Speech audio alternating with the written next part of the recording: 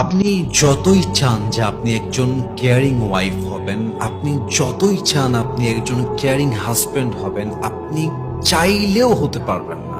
মনে করেন যে আপনি একজন রাবিয়া মুসরির মতো চরিত্রবান নারী, বাট আপনার স্বামী হচ্ছে একদম ফেরাউনের মতো খারাপ, চরিত্রের ঠিক নাই, সততার ঠিক নাই, ইনকামের ঠিক নাই, যত্নের ঠিক নাই।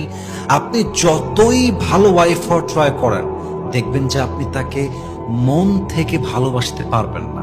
As a matter of fact, পুরুষের ক্ষেত্রে ব্যাপারটা একদম সেম। পুরুষ যতই চাক যে আমি একজন বেস্ট হাজবেন্ড হব, কেয়ারিং হাজবেন্ড হব, আমি এমন একজন পুরুষ হব আমার স্ত্রীর জন্য যে পুরুষকে নিয়ে স্ত্রী অলওয়েজ প্রাউড ফিল করবে, আপনি চাইলেও হতে পারবেন না। কারণ আপনি যখন দেখবেন যে আপনার বইয়ের চরিত্রের ঠিক নাই, 10টা কথা বললে 9টাই বলে মিথ্যা, আপনার প্রতি যত্নশীল নয়, তার চরিত্র এতটা সস্তা, তার ইজ্জত এতটা টিস্যুর মতো সস্তা, যেগুলো আপনি চোখের সামনে দেখার পরে নো ম্যাটার হোয়াট, আপনি যতই ভালো হন, যতই ব্যক্তিত্ব সুন্দর হোক, আপনি চাইলেও আপনার স্ত্রীর মধ্যে আপনার যে ভালোবাসা দরকার, যে ভালোবাসা আপনি তাকে দিতে চান, এটা আপনি কখনোই চরিত্রহীন হওয়ার জন্য দিতে সক্ষম হবেন না। ঠিক কিনা বলেন?